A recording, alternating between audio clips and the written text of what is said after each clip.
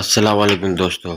अॼु असां सिखंदासीं इंग्लिश जा बुनियादी जुमिला जेके सिंधी में ट्रांसलेट थियल आहिनि ऐं उन सां गॾु उन्हनि जुमिलनि में जनरल नॉलेज बि आहिनि। अचो त सिखण जी कोशिशि कयूं।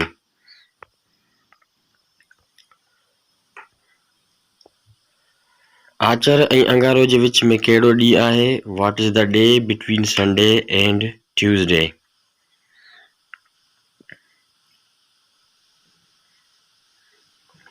हिकु महीने में केतिरा हफ़्ता आहिनि?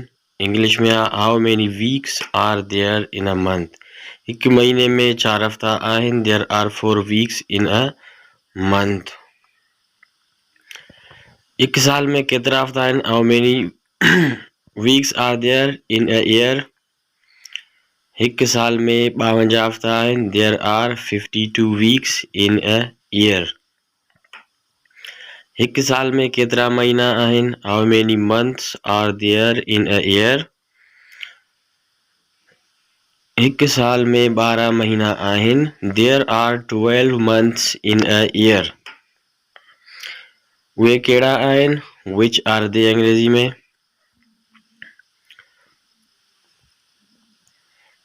उहे जनवरी, फरवरी, मार्च, अप्रैल, मई, जून, जुलाई, अगस्त, सितंबर, अक्टूबर, नवंबर ऐं दिसंबर। साल जो पहिरियों महीनो कहिड़ो आहे? Which is the first month of the year? जनवरी साल जो पहिरियों महीनो आहे। January is the first month of the year.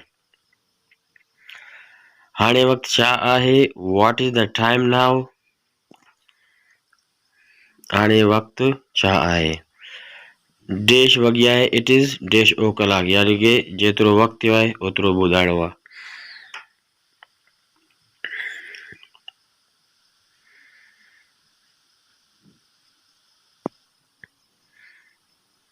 साल जो आख़िरी महीनो कहिड़ो आहे? What is the last month of the year? December साल जो आख़िरी महीनो आहे। December is the last month of the year.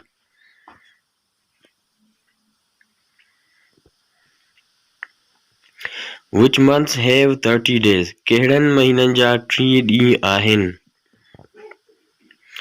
अप्रैल, जून, सितंबर ऐं नवंबर हैव 30 days। अप्रैल, जून, सितंबर ऐं नवंबर में 30 ॾींहं आहिनि। कहिड़नि महीननि में 31 ॾींहं आहिनि? Which months have 31 days? January, March, May, June, July, October and December have 31 days। साल जो पंजो महीनो कहिड़ो आहे? Which is the 5th month of the year? मई साल जो पंजो महीनो आहे। May is the 5th month of the year.